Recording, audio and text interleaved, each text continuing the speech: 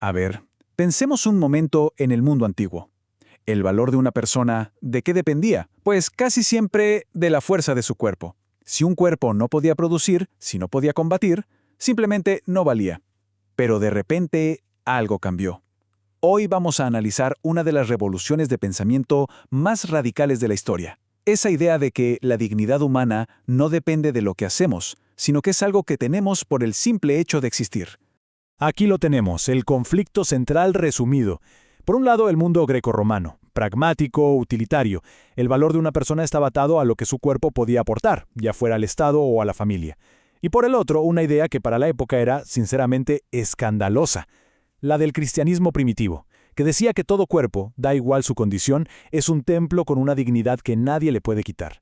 Una ruptura total, vamos. Para entender de verdad lo gigante que fue esta revolución, primero tenemos que meternos de lleno en cómo eran las cosas antes. En el mundo romano, una imperfección física no era solo una debilidad, no, era vista como una señal, un presagio y casi nunca uno bueno. Y esta idea está grabada en el propio lenguaje. La palabra monstrum, de donde viene nuestro monstruo, ¿saben de dónde sale? Del verbo latino monere, que significa advertir. O sea, un niño que nacía con alguna malformación no era visto con compasión, sino con miedo. Era literalmente una advertencia andante de la furia de los dioses. Y ojo, que esto no era solo una superstición de la gente, ¿eh? Estaba codificado en la ley de las 12 tablas, la mismísima base del derecho romano, le daba al padre de familia el derecho de vida y muerte. Así tal cual.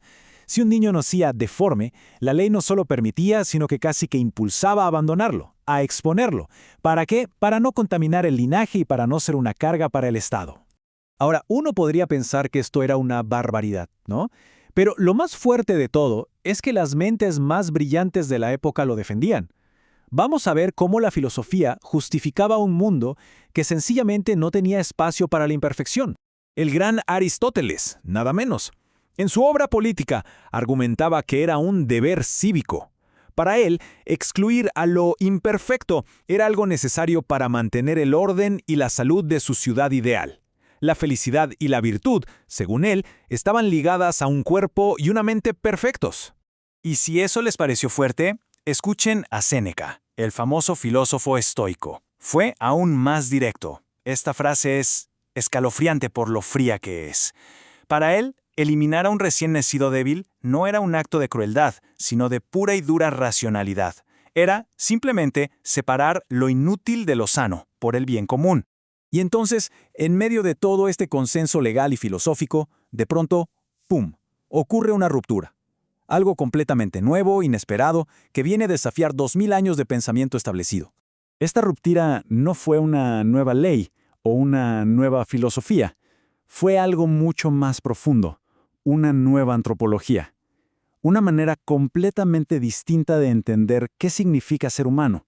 Fíjense qué directo y absoluto es esto. En la Didache, que es uno de los primerísimos textos cristianos, encontramos una prohibición tajante, sin peros, sin excepciones. Es como una muralla ética que se levanta directamente contra la ley y la filosofía romanas. Un no rotundo. Aquí está el punto clave. El cambio teológico fue fundamental.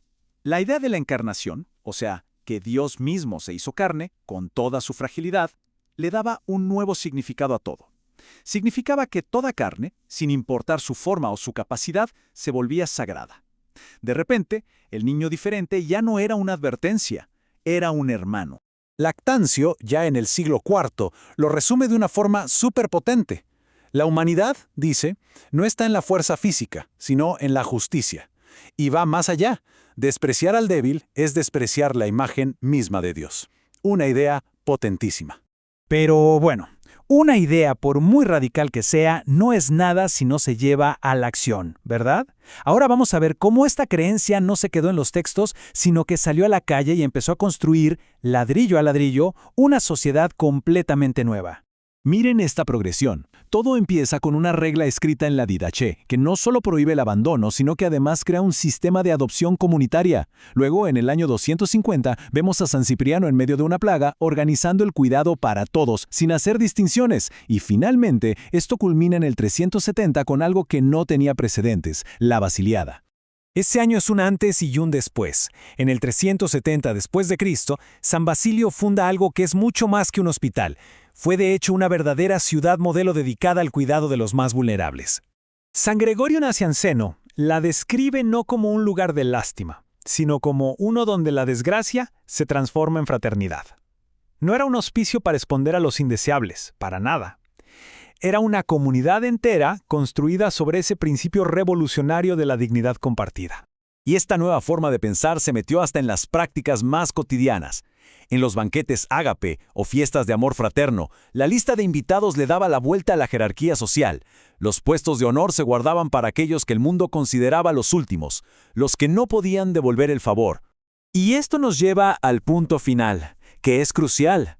La inclusión no era solo una buena intención o un acto de caridad de vez en cuando. No, estaba metida en la estructura misma de la iglesia primitiva. Esta inclusión se apoyaba en 3 pilares bien firmes. Primero, el diaconado.